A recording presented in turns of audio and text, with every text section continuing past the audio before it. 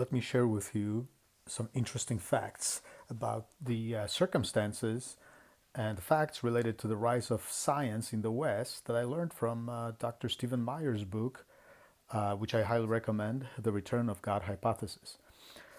Basically, what Dr. Meyer is saying is that uh, there was time and some specific events that paved the way to the rise of science. Let me read to you. For science to advance, natural philosophers or scientists, as we refer to them today, needed to develop a more empirical, evidence-based approach, and they needed to break with the ancient Greek thinking, strictly relying on philosophic assumptions without empirical testing. Let me read further. In 1277, Etienne Tempier, the Bishop of Paris, writing with the support of Pope John XXI, condemned Necessarian theology and 219 separate theses influenced by Greek philosophy about what God could or could not do. Before the doctrine of 1277, Christian theologians and philosophers, particularly at the influential University of Paris, often assumed that nature must conform to seemingly obvious logical principles as exemplified by Aristotle's cosmological, physical, and biological theories. So we're seeing that the Bishop Tempier's action has pushed the Christian thinkers towards actually studying nature as opposed to just assuming what the nature is about. And most importantly, it has created the understanding that nature is contingent upon God. The idea of contingency meant that everything is based upon God's will, and we should not assume what it exactly is. We should study what it is. We should study the facts. So that paved the way to empirical and evidence-based processes. Further, Dr. Meyer is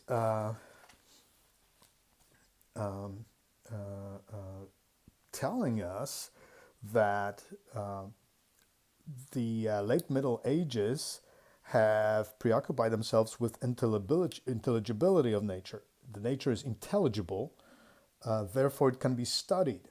We can think about people like Copernicus, that took the concept of reason within, reason without to the next level. It was able to kind of figure out how the mechanics of the universe, at least on the local level, work. Further, later, Newton, Galileo, Kepler all kind of followed that path. So the intelligibility of nature, the fact that we can understand the universe, is a reflection of our selves being created in the image of God. God is the intellect and will. So we are using our intellects to study the universe around us, and are capable of understanding it.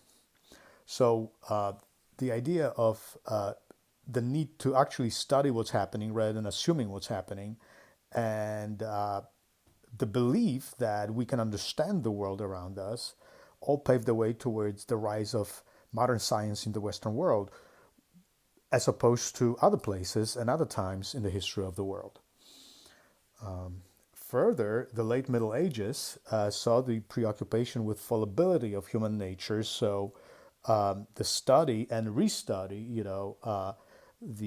of the human interpretations of the nature around us has led to the scientific method. Really, how we test and retest our understanding of the laws of nature. So we can see that it is the Middle Ages with the Catholic Church, the figures of the Catholic Church, and then later other Christian figures during the time of Reformation and after, that kept developing the processes that our mental processes, if you will, our thinking, that has led to the modern science.